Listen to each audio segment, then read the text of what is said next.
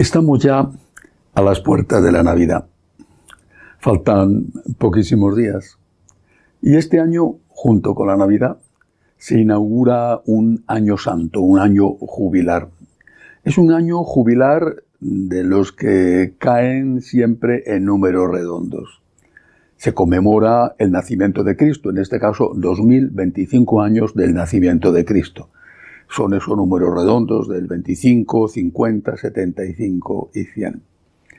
Sinceramente yo hubiera preferido que el año jubilar no hubiera comenzado con la Navidad, sino que hubiera empezado el 25 de marzo, porque fue en ese momento, en el momento de la concepción de nuestro Señor por obra del Espíritu Santo en el vientre inmaculado de María, cuando Jesús empezó a nacer. Haber empezado el año jubilar el 25 de marzo hubiera servido para dar al mundo entero una señal avalada por la ciencia, por otro lado, de que la vida empieza en la concepción y que ese ser humano diminuto y frágil, pero distinto ya de sus progenitores, solo necesita 9 meses de hospedaje en el vientre de su mamá. Este año jubilar, por decisión del Papa, una decisión brillante, va a estar dedicado a la esperanza. Creo que es una virtud siempre necesaria y hoy imprescindible. Estamos al borde de una nueva guerra mundial.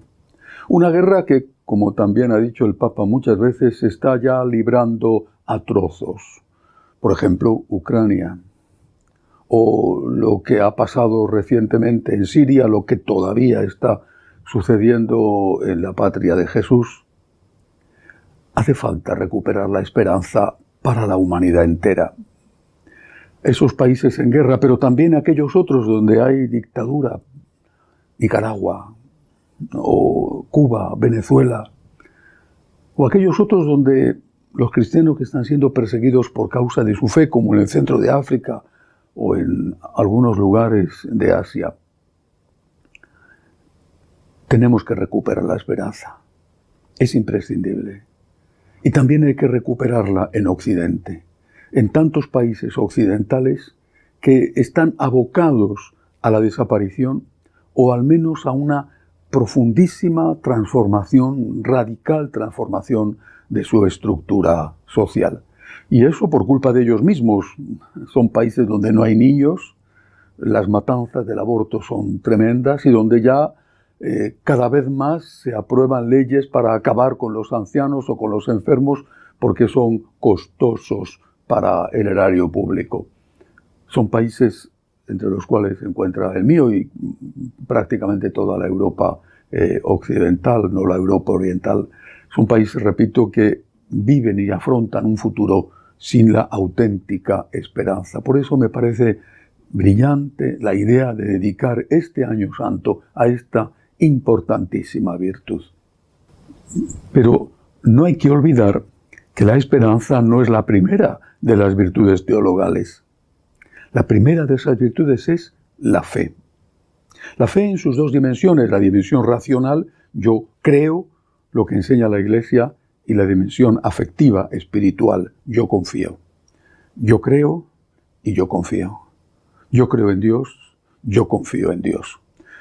De esta fe se deriva la esperanza, que consiste en aceptar aquello que Cristo ha prometido y estar seguros de que lo va a cumplir. La esperanza en las promesas de nuestro Señor, en que se van a cumplir esas promesas, que Él nunca va a abandonar a su Iglesia, que está presente en la Eucaristía y que desde allí nos dice: venid a mí los que estáis cansados y agobiados y yo os aliviaré, que perdona nuestros pecados siempre cuando vamos arrepentidos y con propósito de enmienda a la confesión, y la gran promesa que hay vida eterna y que vamos a estar con Él en el cielo si morimos en gracia de Dios. La esperanza procede de la fe de creer y la fe de confiar. Y la esperanza, segunda virtud teologal, da paso a la tercera virtud teologal, que es la caridad. La caridad, que es la reina de las virtudes, aquella que no pasará nunca, como decía San Pablo, porque la fe y la esperanza, cuando estemos delante de Dios en el cielo, ya no tendrán sentido. La caridad siempre tendrá sentido. Una caridad que tiene, a su vez, dos dimensiones. La caridad a Dios, hacia Dios, el amor debido a Dios, y la caridad hacia el prójimo por amor a Dios. El por ti, Jesús, por ti amo al prójimo. A ti y por ti. Amor a Dios y amor al prójimo. Ahora bien, ¿cómo vamos a celebrar un año dedicado a la esperanza si no tenemos una fe común? ¿Qué esperanza es la que vamos a renovar y recordar y celebrar? ¿Cómo puedo tener yo la misma esperanza que ese importantísimo teólogo alemán, asesor de la Conferencia Episcopal de su país, que no hace mucho dijo que él le costaba mucho creer, que le parecía absurdo creer que el Todopoderoso se hubiera encarnado y se hubiera hecho hombre? Pero si no ha habido encarnación, ¿cómo va a haber redención? Si no ha habido encarnación, ¿quién era Jesucristo? Estamos hablando de un mito. ¿Cómo vamos a tener la misma esperanza? ¿Cómo vamos a tener la misma esperanza aquellos que creemos en la presencia real de Cristo en la Eucaristía, cuerpo y alma, humanidad y divinidad, que aquellos que consideran que es un símbolo y que por eso puede comulgar todo el mundo y que no pasa nada, comulgue quien comulgue? ¿Cómo vamos a tener la misma esperanza? ¿Cómo vamos a tener la misma esperanza aquellos que confiamos en el perdón misericordioso de Dios cuando acudimos humildemente a pedir ese perdón, que aquellos otros que piensan que nada o casi nada es pecado y que no hace falta confesarse? ¿Cómo vamos a tener la misma esperanza aquellos que creemos que la revelación está en la palabra de Dios y en la tradición? Que aquellos otros que consideran que hay una tercera fuente de revelación, que es la opinión pública, y que la opinión pública es más importante que lo que enseñe la palabra de Dios o la revelación. San Pablo dice que la esperanza no defrauda, pero ¿qué esperanza es la que no defrauda? Si no estamos de acuerdo en lo esencial que es en la fe. ¿De qué esperanza estamos hablando? Es imprescindible poner la casa sobre la roca que es Cristo, porque de lo contrario los vientos, los problemas, las tempestades, las guerras, pues se llevan esa casa por delante porque no estaba asentada en Cristo. Por eso me parece providencial que justo antes de empezar el Año Santo, esta semana, el Papa haya aprobado la canonización de aquel grupo de carmelitas francesas del Carmelo de Compiègne que fueron martirizadas en el tiempo de la Revolución Francesa, unas mujeres que no habían hecho nada más que rezar y que fueron perseguidas, expulsadas del convento, buscadas después y llevadas a la guillotina, simplemente porque tenían fe y porque rezaban. Esa Revolución Francesa, hija de la Ilustración, que no hay que olvidarlo, puso a una prostituta en el altar de Notre Dame de París. Esa prostituta había sido llevada en andas por las calles de París como si fuera una imagen de la Virgen y fue allí colocada. Se entronizó en Notre Dame de París el culto a la diosa Razón. Entre otras consecuencias, la guillotina para las monjas carmelitas de Compiègne.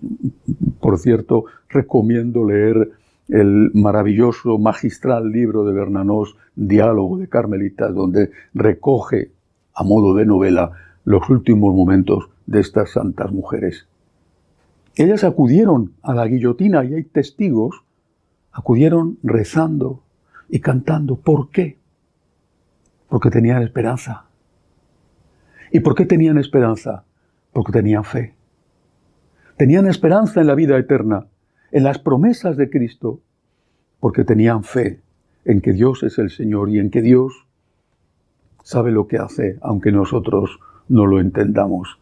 Tenían fe, tenían confianza, tenían esperanza y tuvieron amor. Amor a Dios para dar su vida por Él y amor a aquellos que las iban a matar perdonándoles. El año santo de la esperanza puede ser una extraordinaria oportunidad. Me parece de verdad una idea brillante. Pero, ¿de qué esperanza estamos hablando? ¿De la esperanza en las cosas del mundo? ¿O de la esperanza basada en las promesas de nuestro Señor Jesucristo? De la esperanza basada en lo que nos enseña la palabra de Dios y nos ha transmitido fielmente la tradición. Porque solo es esa esperanza la que no defrauda. Lo otro nos dejará o les dejará a algunos igual o peor que tal y como están empezando este año jubilar. Feliz Navidad a todos. Feliz y santa Navidad. Que la paz de Dios reine en nuestras familias y en nuestros corazones. Hasta la semana que viene, si Dios quiere.